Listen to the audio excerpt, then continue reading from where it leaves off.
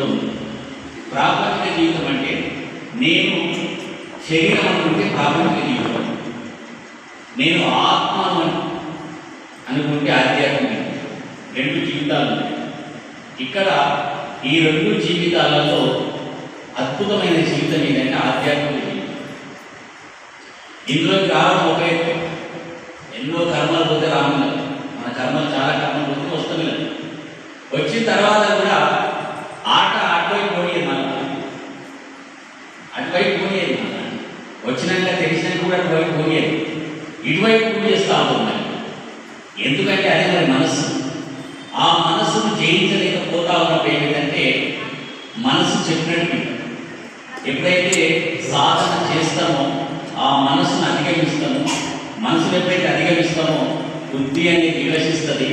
బుద్ధి అనేది ఎప్పుడైతే వికసిస్తుందో ఆత్మ జ్ఞానం వైపు వెళ్తాం. కాబట్టి మరి పత్రిజీ ఇచ్చినటువంటి మూల సిద్ధాంతం ఏంటి అంటే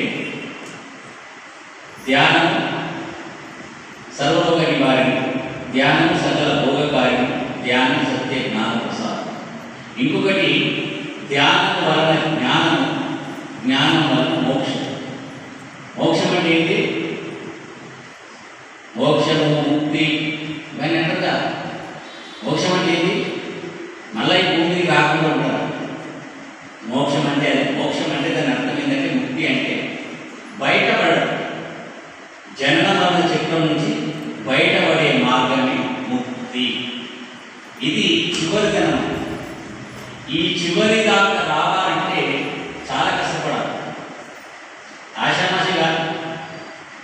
మోక్షం పొందాలంటే చిన్న విషయం కాదు, చాలా గొప్ప విషయం, చాలా పెద్ద విషయం. కానీ చివరి మన జీవిత గమ్యం ఏంటంటే మోక్షం. మన చివరికి మన గమ్యం ఏంటి? మోక్షం పొందరా. ఎప్పుడైతే మనం మోక్షం పొందుతామో అప్పుడు అద్భుతమైన జీవితానికి అర్థం పరమాత్మ అంటున్నారు. కాబట్టి ప్రతిసారించినటువంటి మూల సిద్ధాంతం ఏంటంటే ధ్యానం వలన జ్ఞానము, జ్ఞానం వలన మోక్షము. మోక్షం గుర్త వస్తుందా? గుర్తగా రాదు, చాలా కష్టపడాలి. సత్యాచరణ చరిత్ర విన్నారు ఎక్కడ? చూసిరా సత్యాచరణ? సత్యాచరుడు సత్యంలో గెలవడానికి, సత్యం గెలవడానికి భార్య పోయింది, రాజ్యం పోయింది, కొడుకు పోయింది, చివరికి కాటి కాపరికి మిగిలింది. ఒక శ్మశానంలో ఒక కాటి కాపరికి మిగిలింది. అంటే ఒక సత్యంలోకి రావాలంటే అంత కష్టం ఉంటుంది. ఏదో సునాయాసంగా మోక్షం వచ్చేది కాదు. సాయిబాబా చెప్పింది కదా, పగలూరి ధ్యానం పరమాత్మను లేను. గాలిలోన పుట్టి గాలిలోన పెరిగి గాలి మనుమందు ఎరుగలేరు, ముక్కులోని గాలి ముక్తికి దారయా, విశ్వదామి రామ వినరలేరు. గాలిలోన పుట్టి గాలిలోన పెరిగి గాలి మనుమందు ఎరగలేరు, ముక్కులోని గాలి ముక్తికి దారయా, విశ్వదామి రామ వినరలేరు. అంటే ఎవరైతే మోక్షం చెప్పి పత్రిక కూడా జ్ఞానం వల్ల జ్ఞానము, జ్ఞానం వల్ల మోక్షం చెప్పిండు.